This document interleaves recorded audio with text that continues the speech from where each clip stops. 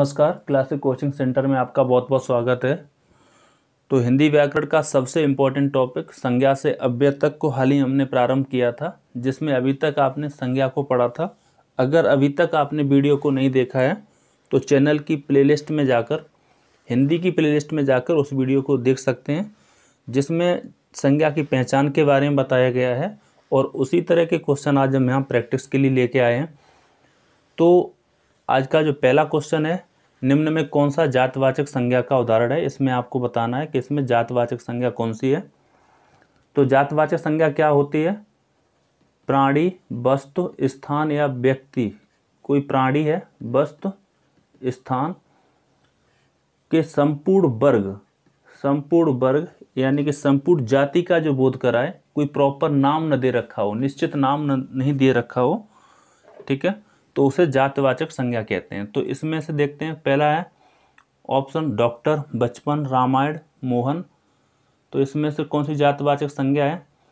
Doctor जातवाचक संज्ञा है, ठीक है, क्योंकि डॉक्टर पूरे दुनिया भर के सभी डॉक्टर जाति का बोध करा रहा है, डॉक्टर वर्ग का, तो डॉक्टर जातवाचक संज्ञा है, ठीक है। बचपन क्या है? बचपन भाववाचक संज्ञा है, क्योंकि ये जीवन की एक अवस्था को बता रहा है, ठीक है, तो जातवाचक वो भाववाचक संज्ञा है। बचपन जो बना है बच्चा और पन को जोड़कर बनाया गया है, तो बच्चा जो है वो जातवाचक संज्ञा है और बच्चा प्लस पन क्या होता है? बचपन। तो ये भाववाचक संज्ञा का उदाहरण है। रामायण व्यक्तिवाचक संज्ञा है, क्योंकि एक प्रॉपर एक निश्चित नाम दे रखा है, किसी ग्रंथ का नाम है ये। मोहन किसी व्यक्ति का नाम है, यानी कि निश्चित नाम है, तो ये फिर ये क्या है? व्यक्तिवाचक संज्ञा है, ठीक है। तो इसमें जातवाचक संज्ञा कौन सी है? डॉक्टर, ठीक है। नेक्स्ट क्वेश्चन देखते हैं। दूसरा क्वेश्चन है, मानवता शब्द में कौन सी संज्ञा है? तो मानवता शब्द में कौन सी संज्ञा है, इसमें आपको बताना है। पहला ऑप्शन है भाववाचक संज्ञा, जातवाचक संज्ञा, द्रव्यवाचक संज्ञा और समूहवाचक संज्ञा। तो मानवता जो है, मानवता में मूल शब्द क्या है? मानव, मानव प्लस ता प्रत्यय में जोड़कर मानवता शब्द बना है। जो मानव है ये क्या है? जातिवाचक संज्ञा है, क्योंकि मानव दुनिया भर के सभी मानव के लिए यूज होता है, मानव वर्ग के लिए, मानव जाति के लिए। तो ये क्या है? जातिवाचक संज्ञा है। और जातिवाचक संज्ञा में अगर ता प्रत्यय जोड़ दिया जाता है तो वो क्या बन जाती है? भाववाचक संज्ञा बन जाती है, ठीक है। तो ये भाववाचक संज्ञा का उदाहरण है। चलिए नेक्स्ट क्वेश्चन देखते हैं। तो क्वेश्चन नंबर 3 है, निम्न में कौन सा शब्द जातवाचक संज्ञा से बनी भाववाचक संज्ञा नहीं है? तो इसमें आपको बताना है कि इनमें से कौन सी जो संज्ञा है, भाववाचक संज्ञा कौन सी है जो जातवाचक संज्ञा से नहीं बनी है, ठीक है, इसे आपको बताना है। यहाँ पे थोड़ा सा नहीं पे फोकस करना है। कभी कभार ज़्यादातर UPSSC में इस तरह से क्वेश्चन पूछे जाते हैं कि इनमें से कौन सी नहीं है, ठीक है, तो नहीं पर फोकस करना। उस पर जब कभी ध्यान नहीं देते हैं तो वहाँ से क्वेश्चन गलत हो जाता है। तो इस क्वेश्चन में जो पहला ऑप्शन है मजदूरी, खुशहाली, दलाली, चोरी। तो यहाँ पर चारों के चारों ऑप्शन भाववाचक संज्ञा के उदाहरण हैं, लेकिन आपको ये बताना है कि कौन सी संज्ञा जातवाचक संज्ञा से भाववाचक संज्ञा नहीं बनी है। तो पहले इनका मूल शब्द हम देखते हैं। तो मजदूरी में जो मूल शब्द क्या है? मजदूर।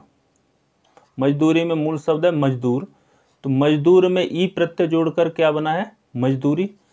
मजदूर जो है वो जातवाचक संज्ञा का उदाहरण है, क्योंकि ये किसी निश्चित प्राणी, वस्तु या स्थान को न बताकर एक कॉमन पूरे वर्ग, पूरे समूह को बता रहा है। मजदूर समूह को बता रहा है, मजदूर वर्ग को बता रहा है, ठीक है। तो ये जातवाचक संज्ञा से भाववाचक संज्ञा बनी, तो ये ऑप्शन नहीं है। दूसरा ऑप्शन है खुशहाली। खुशहाली में जो मूल शब्द है खुशहाल। तो खुशहाल व्यक्ति या खुशहाल कोई भी प्राणी होता है, तो ये क्या है? विशेषण है, और इसमें ई प्रत्यय जोड़कर भाववाचक संज्ञा इसे बनाया गया है। तो खुशहाली क्या है? विशेषण से भाववाचक संज्ञा बनी है, तो यही ऑप्शन सही है, ठीक है। इसके अलावा आगे भी देख लेते हैं। दलाली में जो मूल शब्द है वो क्या है? दलाल। दलाल में ई प्रत्यय जोड़ा गया है, उसके बाद में क्या बनी है? भाववाचक संज्ञा। तो दलाल जो है जातवाचक संज्ञा का उदाहरण है, जो पूरे दलाल वर्ग का जो बोध करा रहा है ये यहाँ पे। चोरी में चोर, चोरी में जो मूल शब्द है चोर प्लस ई प्रत्यय इसमें जोड़ा गया है, ई प्रत्यय। तो चोर समूह को बोध करा रहा है ये, पूरे चोर वर्ग को।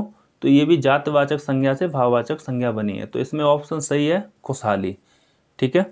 नेक्स्ट क्वेश्चन है, उत्पत्ति के आधार पर संज्ञा के कितने भेद हैं। तो पिछले वीडियो में हमने संज्ञा के प्रकार के बारे में जब बताया था तो वहाँ बताया था कि रचना और उत्पत्ति या रचना के आधार पर संज्ञा के 3 प्रकार होते हैं। कौन कौन से? रूढ़ शब्द, योग रूढ़ और यौगिक। तो यहाँ पर ऑप्शन तीसरा सही है। ठीक है। इसके अलावा अर्थ के आधार पर संज्ञा के कितने प्रकार हैं? तो अर्थ के आधार पर संज्ञा के 5 प्रकार हैं। कौन कौन से? व्यक्तिवाचक संज्ञा, जातिवाचक संज्ञा और भाववाचक संज्ञा। इसके अलावा जातिवाचक संज्ञा को आगे 2 और भागों में बांटा गया है, समूहवाचक संज्ञा और पदार्थवाचक संज्ञा। ठीक है। उस वीडियो के एक बार आप पूरा देखेंगे, समझ में आ जाएगा। ठीक है। तो अगर ऐसे भी क्वेश्चन पूछ सकता है कभी कभार कि संज्ञा के मूल रूप से कितने प्रकार हैं, तो मूल रूप से 3 प्रकार हैं। कौन कौन से? व्यक्तिवाचक संज्ञा, जातिवाचक संज्ञा और भाववाचक संज्ञा। जातिवाचक संज्ञा में और 2 शामिल रहते हैं, समूहवाचक और द्रव्य या पदार्थवाचक। ठीक है। तो इस तरह से अगर संज्ञा के अर्थ के आधार पर प्रकार पूछे जाएंगे तो आपको 5 बताना। अगर मूल रूप से संज्ञा के प्रकार पूछे जाएंगे तो आपको कितने बताने हैं? केवल 3। ठीक है। और उत्पत्ति और रचना के आधार पर संज्ञा के कितने प्रकार होते हैं? 3। ठीक है। तो ये समझ में आ गया। अब आगे देखते हैं कौन सा शब्द व्यक्तिवाचक संज्ञा है। इसमें आपको बताना है कि इसमें से कौन सा शब्द व्यक्तिवाचक संज्ञा का एक उदाहरण है। तो इसमें जो पहला ऑप्शन है हिमालय, बी ऑप्शन है जवान, बालक, बुढ़ापा। ठीक है। व्यक्तिवाचक संज्ञा क्या होती है? अगर किसी प्राणी या फिर वस्तु या स्थान, प्राणी में मुख्यतः यहाँ पे व्यक्ति भी लिख सकते हैं, किसी व्यक्ति या वस्तु स्थान का कोई अगर निश्चित नाम दे रखा हो, क्या दे रखा हो? निश्चित नाम दे रखा हो जो यूनिक हो। ठीक है। एक से अधिक न हो, तो फिर उसे क्या कहते हैं? व्यक्तिवाचक संज्ञा। ठीक है। तो इसमें देखो हिमालय जो है, हिमालय क्या है? व्यक्तिवाचक संज्ञा। हिमालय एक पर्वत का नाम है। ठीक है। एक यूनिक है पूरी दुनिया भर में, तो ये क्या है? व्यक्तिवाचक संज्ञा का प्रकार है। इसके अलावा जवान है, जवान क्या है? जातिवाचक संज्ञा। ठीक है।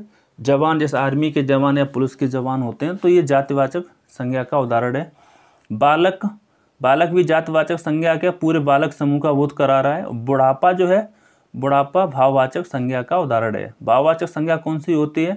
जिसे आप देख नहीं सकते या फिर ऐसे आप इसे पहचान सकते हैं। इसमें से ये देखो, जैसे बुढ़ापा है, क्या ये कोई प्राणी है? आप जिसे देख सकते हैं? नहीं। वस्तु है? ये भी नहीं है। स्थान? ये भी नहीं है। अगर कोई भी प्राणी, वस्तु या स्थान नहीं है तो फिर वो क्या होगी? भाववाचक संज्ञा। कई तरीके से आप उसे पहचान सकते हैं। ठीक है। तो नेक्स्ट क्वेश्चन है, निम्न में जातिवाचक संज्ञा से बनी भाववाचक संज्ञा कौन सी है। इसमें आपको बताना है कि कौन सी संज्ञा है जो जातिवाचक संज्ञा से भाववाचक संज्ञा बनी है। तो जातिवाचक संज्ञा से भाववाचक संज्ञा कौन सी बनी है? इस तरह के क्वेश्चन अगर जब भी पूछे जाएं तो इसमें आपको जो शब्द दे रखे हैं उनमें मूल शब्द को पहचानना जरूरी है। अगर आपने मूल शब्द उसका समझ लिया है तो आप पहचान सकते हैं कि कौन सी संज्ञा किससे बनी है। ठीक है। तो इसमें 4 ऑप्शन दे रखे हैं, लघुता, नम्रता, मातृत्व, महत्व। तो इसमें से कौन सा ऑप्शन सही है जो जातिवाचक संज्ञा से भाववाचक संज्ञा बना है? तो इसमें नम्रता भी भाववाचक संज्ञा है, लघुता भी भाववाचक संज्ञा और मातृत्व भी भाववाचक संज्ञा है और महत्व क्या है? एक विशेषण है। तो ये आपको इसमें से बताना है कि कौन सा जातिवाचक संज्ञा से भाववाचक संज्ञा बनी है। तो पहले तो सबसे पहले इनका मूल शब्द ढूंढते हैं, मूल शब्द से ही पता चल जाएगा। तो लघुता में जो लघु है, लघु ये मूल शब्द है, उसमें ता प्रत्यय जोड़ा गया है। लघु का मतलब छोटा होता है और ये क्या है? विशेषण, किसी वस्तु की विशेषता ही तो बताएगा। विशेषण में ता प्रत्यय जोड़कर इसे भाववाचक संज्ञा बनाया गया है, तो ये ऑप्शन गलत है। ठीक है। ऐसे ही नम्रता में जो मूल शब्द है नम्र और इसमें ता प्रत्यय जोड़कर इसे भाववाचक संज्ञा बनाया गया है। और नम्र शब्द है, ये क्या है? नम्र कोई व्यक्ति होता है। ठीक है। तो नम्र जो शब्द है वो क्या है? विशेषण, किसी व्यक्ति की विशेषता बताएगा, तो ये भी विशेषण से भाववाचक संज्ञा बनाए, तो ये भी ऑप्शन क्या है? गलत। आपको ढूंढना है जातिवाचक संज्ञा से भाववाचक संज्ञा कौन सा बना है। मातृत्व में जो मूल शब्द है मातृ और इसमें त्व प्रत्यय जोड़ा गया है। मातृ का मतलब होता है माता, तो ये पूरी मात्र यानी कि पूरी माता समूह या माता वर्ग का बोध करा रहा है, दुनिया भर की सभी माताओं के लिए यूज होता है। ठीक है, तो ये फिर क्या है, जातिवाचक संज्ञा है। मात्र क्या है, जातिवाचक संज्ञा, इसमें त्व प्रत्यय जोड़कर ये भाववाचक संज्ञा बना है, तो यही ऑप्शन सही है। ठीक है, तो चलिए नेक्स्ट क्वेश्चन देख लेते हैं। इनमें से कौन सा शब्द क्रिया से बनी भाववाचक संज्ञा नहीं है? तो क्रिया से कौन सा शब्द है जो भाववाचक संज्ञा है लेकिन वो क्रिया से नहीं बनी है? ठीक है, तो फिर आपको क्या ढूंढना है, जो 4 ऑप्शन उनमें मूल शब्द ढूंढना है। अगर ये आपने पहचान लिया, मूल शब्द अगर पहचानना आ गया तो इस तरह के सारे क्वेश्चन परीक्षा में हो जाएंगे। पहला ऑप्शन है धुलाई, धुनाई, फिर है पिटाई और उसके बाद में डी ऑप्शन है सफाई। तो ये चारों के चारों जो ऑप्शन है वो क्या है, भाववाचक संज्ञा के ही उदाहरण है। लेकिन ये आपको बताना है कि ये कौन सा शब्द है भाववाचक संज्ञा जो बना है वो क्रिया से नहीं बना है। तो धुलाई में जो मूल शब्द है धुलना, धुलना, इसमें जुड़ा है ई प्रत्यय। ठीक है, और धुलना फिर क्या है, ये क्रिया है, तो ये क्रिया से बना है, तो ये ऑप्शन गलत हो गया। फिर है धुनाई, धुनाई में क्या है मूल शब्द धुनना, धुनना प्लस ई, तो ये भी एक क्रिया हो गई। ऐसे ही है पिटाई, पिटाई में मूल शब्द है पीटना, पीटना प्लस ई प्रत्यय जोड़कर इसे बनाया गया भाववाचक संज्ञा, तो ये भी क्या है, क्रिया से भाववाचक संज्ञा बनी है, ई प्रत्यय जोड़कर। बचा डी ऑप्शन, तो यही सही है। डी ऑप्शन में जो मूल शब्द है साफ, और साफ में ई प्रत्यय जोड़कर इसे भाववाचक संज्ञा बनाया गया है। ठीक है, तो ये ऑप्शन सही है, सफाई। ऐसे शब्द जिन पर लिंग वचन कारक का कोई प्रभाव नहीं होता, तो उन्हें क्या कहा जाता है? ऐसे शब्द जिन पर लिंग वचन कारक का कोई प्रभाव नहीं होता है उन्हें अविकारी शब्द कहा जाता है। यानी कि परिवर्तन जिसमें नहीं हो तो उन्हें क्या कहा जाता है, अविकारी। इन अविकारी शब्दों को और क्या कहा जाता है हिंदी में, अव्यय। ठीक है, ऐसे शब्द जिनमें कोई परिवर्तन हो जाता है लिंग के आधार पर, वचन या कारक के आधार पर, तो उन्हें क्या कहा जाता है, विकारी शब्द, जिसका मतलब होता है विकारी शब्द जिसका मतलब होता है परिवर्तन। ठीक है, ठीक है, और विकारी शब्द में इसके 4 प्रकार होते हैं। कौन कौन से? संज्ञा, सर्वनाम, विशेषण, इसके अलावा क्रिया। ये आपको ध्यान रखना है। विकारी शब्द में कौन कौन से विकारी के जो प्रकार आते हैं वो कौन कौन से होते हैं? संज्ञा, सर्वनाम, विशेषण और क्रिया। अविकारी या अव्यय कितने होते हैं? 4। कौन कौन से? क्रिया विशेषण, समुच्चय बोधक अव्यय, संबंध बोधक अव्यय और विस्मयाद बोधक अव्यय। तो अव्यय की संख्या 4 होती है, ये भी आपने समझ लिया। अब आगे नेक्स्ट क्वेश्चन को देखते हैं। क्वेश्चन नंबर 10 है, भाववाचक संज्ञा हमेशा होती है। तो भाववाचक संज्ञा कौन सी होती है? अभी हमने आपको बताया था, न तो वो प्राणी हो, न वस्तु हो और न स्थान हो।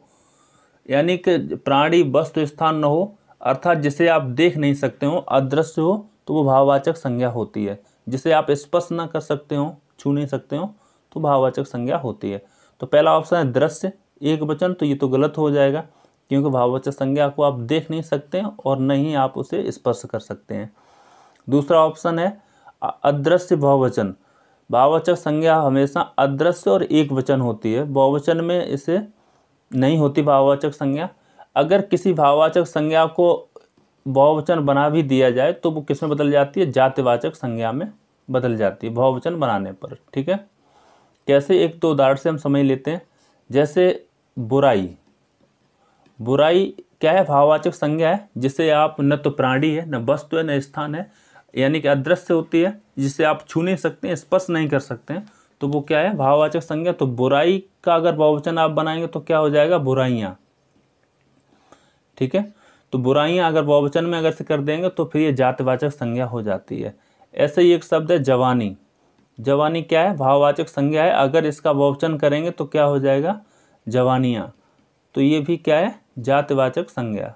ठीक है, ऐसी मेहरबानी, मेहरबानी का बहुवचन करेंगे मेहरबानियाँ, तो ये भी जातिवाचक संज्ञा है। तो ये आपको ध्यान रखना है, अगर किसी भाववाचक संज्ञा का बहुवचन बना दिया जाए तो वो जातिवाचक संज्ञा में बदल जाता है। ठीक है, नेक्स्ट क्वेश्चन है, जातिवाचक संज्ञा से बनी भाववाचक संज्ञा है। इनमें से आपको बताना कौन सी संज्ञा है जो जातिवाचक संज्ञा से भाववाचक संज्ञा बनी है। पहला ऑप्शन है लड़कपन, फिर है अपनापन, सी ऑप्शन है पढ़ाई और डी ऑप्शन है लड़ाई। तो इनमें चारों ऑप्शन क्या है, भाववाचक संज्ञा के उदाहरण हैं, लेकिन आपको बताना है कि जातिवाचक संज्ञा से भाववाचक संज्ञा कौन सी बनी है। तो फिर आपको क्या ढूंढना है, इसमें मूल शब्द क्या है।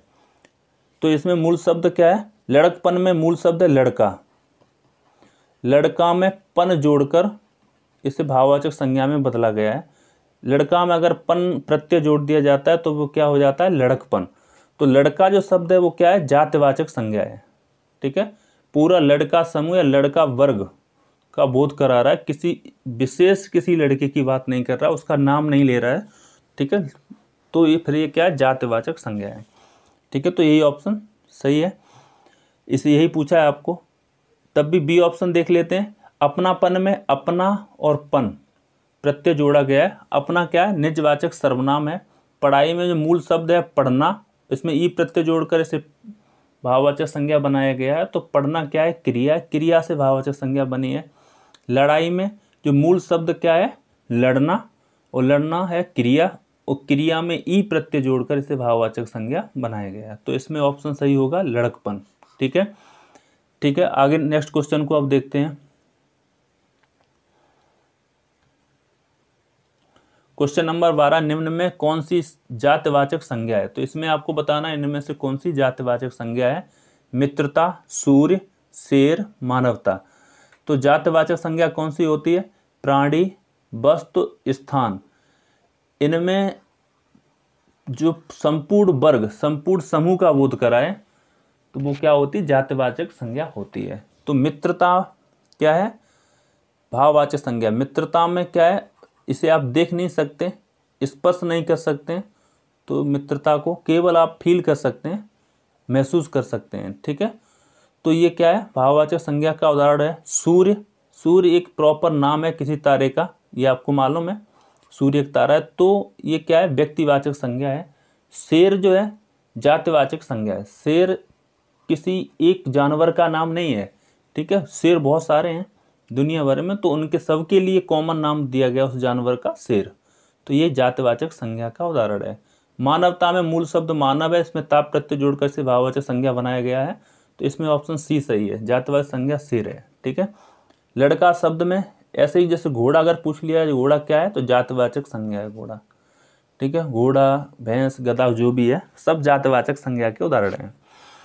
लड़का शब्द में प्रत्यय जोड़कर कौन सी भाववाचक संज्ञा बनी है। तो आपको बताना लड़का शब्द में प्रत्यय क्या जोड़ा गया कि भाववाचक संज्ञा बनी है। तो पहला ऑप्शन है लड़कापन। तो लड़कापन में, लड़का में पन प्रत्यय अगर जोड़ दिया जाता तो लड़कापन नहीं बनता, क्या बनता है, लड़कपन। वो सही शब्द होता है, तो ये गलत है। लड़ाई, लड़ाई और लड़का शब्द से नहीं बना है। लड़ना में, लड़ना क्रिया में ई प्रत्यय जोड़कर लड़ाई भाववाचक संज्ञा बनी है, तो ये भी गलत है। ठीक है, लड़का से लड़की जो है अगर शब्द जो बनाया गया है, ये केवल किसमें, लिंग में परिवर्तन करके ये बनाया गया, तो ये भी जातिवाचक संज्ञा है। ठीक है, लड़कपन, लड़का प्लस पन, तो ये फिर क्या है, भाववाचक संज्ञा है। तो लड़का से जो इनमें भाववाचक संज्ञा बनी है वो लड़कपन है। ठीक है, नेक्स्ट क्वेश्चन, निम्न में से किस विकल्प में सभी शब्द भाववाचक संज्ञा है। तो पहला है धैर्य, चतुराई, प्रेम। ये क्या है, भाववाचक संज्ञा के उदाहरण हैं। धैर्य भी भाववाचक संज्ञा, चतुराई भी भाववाचक संज्ञा, इसे भी आप स्पष्ट नहीं कर सकते। प्रेम, इसे भी आप स्पष्ट नहीं कर सकते, मूर्त रूप में इसे आप देख नहीं सकते हैं साक्षात। ठीक है, तो ये भी एक महसूस करने वाली चीज़ है। तो ये क्या है, भाववाचक संज्ञा का एक समूह या उदाहरण है। अकेलापन, ये क्या है, भाववाचक संज्ञा है, लेकिन वृक्ष जो है भाववाचक संज्ञा नहीं है। वृक्ष क्या है, जातिवाचक संज्ञा, क्योंकि वृक्ष बहुत अलग अलग प्रकार के होते हैं, तो दुनिया भर के सभी वृक्ष के लिए कॉमन शब्द यूज किया गया है ये। दृढ़ता भाववाचक संज्ञा, तो ये गलत हो गया।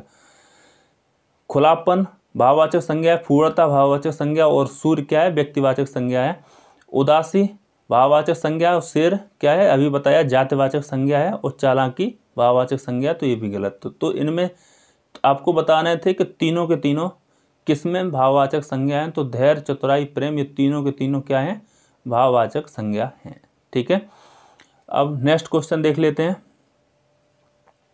विशेषण से बनी भाववाचक संज्ञा कौन सी है। इसमें आपको बताना कौन सी जो संज्ञा है वो विशेषण से भाववाचक संज्ञा बनी है। तो पहला ऑप्शन है नहाता, शिष्टता, खेलता और दौड़ता। तो इस तरह के जब भी प्रश्न पूछ जाएंगे आपको फिर वो क्या ढूंढना है, मूल शब्द। नहाता में जो मूल शब्द है नहाना, इसमें ता प्रत्यय जोड़ा है तो ये बना है नहाता। तो ये क्रिया से बना है, नहाना क्या है, क्रिया, इसमें ता प्रत्यय जोड़कर भाववाचक संज्ञा बनाया गया है। तो पहला गलत हुआ। बी है शिष्टता। शिष्टता में जो मूल शब्द है शिष्ट, कोई शिष्ट यानी कि सभ्य व्यक्ति, इसमें ता प्रत्यय जोड़कर बना है। ऐसे ही शिष्ट प्लस ता जोड़कर क्या बना है, भाववाचक संज्ञा बनी है। तो शिष्ट क्या है, एक किसी की विशेषता बताता है, किसी व्यक्ति की विशेषता बता रहा है। तो यही ऑप्शन सही है। खेलता में खेलना मूल शब्द है, इसमें ता प्रत्यय जोड़कर भाववाचक संज्ञा बनाया गया है। तो ये भी गलत हो गया। दौड़ता में दौड़ना क्या है, क्रिया, और उसमें ता प्रत्यय जोड़कर भाववाचक संज्ञा इसे बनाया गया है। आपको बताना था विशेषण से भाववाचक संज्ञा कौन सी बनी है। तो इसमें से बी ऑप्शन सही है। ठीक है, लास्ट क्वेश्चन है, निम्न में से किस विकल्प में सभी जातिवाचक संज्ञाएं हैं। आपको बताना है कि इनमें से सभी के सभी जातिवाचक संज्ञा कौन से हैं। पहला ऑप्शन है भारत, रामायण, मोहन। भारत अपने देश का नाम है, प्रॉपर एक यूनिक दुनिया भर में नाम है। तो फिर ये क्या है, व्यक्तिवाचक संज्ञा है। रामायण प्रॉपर एक ग्रंथ का निश्चित नाम दे रखा है, तो ये भी क्या है, व्यक्तिवाचक संज्ञा है। तो ये गलत हो जाएगा। पुस्तक जातिवाचक संज्ञा है, दुनिया भर की अलग अलग तरह की पुस्तकें होती हैं। पर्वत, बहुत सारे पर्वत होते हैं। नदी भी बहुत सारी अलग अलग प्रकार की होती हैं। तो ये क्या है, जातिवाचक संज्ञा है। इसमें सारे के सारे जातिवाचक संज्ञा के उदाहरण हैं। बाकी आगे देख लेते हैं। दिल्ली व्यक्तिवाचक संज्ञा है, लड़की जातिवाचक संज्ञा है, बुढ़ापा भाववाचक संज्ञा है, गंगा व्यक्तिवाचक संज्ञा और हिमालय भी व्यक्तिवाचक संज्ञा और मनुष्य जातिवाचक संज्ञा का उदाहरण है। ठीक है, तो इसमें से केवल बी ऑप्शन सही है, जिसमें सभी के सभी क्या है, जातिवाचक संज्ञाएं हैं। ठीक है, ये आपको ध्यान रखना है। तो आज के लिए इतना ही, क्योंकि वीडियो थोड़ा लंबा हो रहा है। तो आगे के जो क्वेश्चन है, बाकी 15 क्वेश्चन और बचे हैं, उसे आप नेक्स्ट वीडियो में आप देख लेंगे। चलिए, तब तक के लिए बाय।